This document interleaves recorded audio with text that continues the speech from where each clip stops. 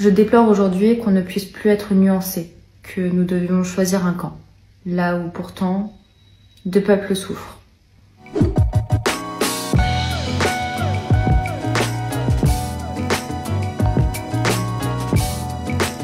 Je m'appelle Nathania Sion. Il y a un peu moins d'un an maintenant, j'ai donné une interview pour un média féministe dans lequel je retraçais le parcours de ma vie et le fait d'avoir dénoncé des faits d'agression. C'était une très longue entrevue de 1h30. À la fin de cette 1h30, vu qu'on s'approchait depuis peu de temps des 1 an du 7 octobre, on m'a demandé mon avis sur le conflit israélo-palestinien. Quelques secondes et quelques minutes de cette entrevue aujourd'hui font la tour d'internet, me condamnant à des propos qui sont complètement sortis de leur contexte et qui disent une vérité qui n'est pas la mienne.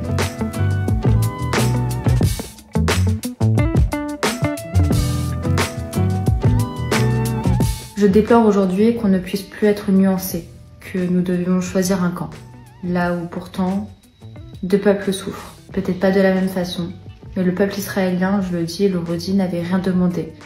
Grand nombre sont-ils à manifester dans les rues en Israël contre ce qui se passe en Palestine et pourtant personne n'en parle. Ceux qui me connaissent ou qui ont croisé ne serait-ce que 5 minutes ma route dans leur vie savent que je suis tout l'encontre et tout l'inverse de la haine. Bien au contraire. Je suis une femme juive et pourtant je n'ai pas eu la moindre difficulté, ni dans ma vie, ni dans mon livre, à exprimer que c'était bien d'autres religions qui m'avaient aidée au moment où j'étais au plus bas. Mais ça ne change rien à mon identité.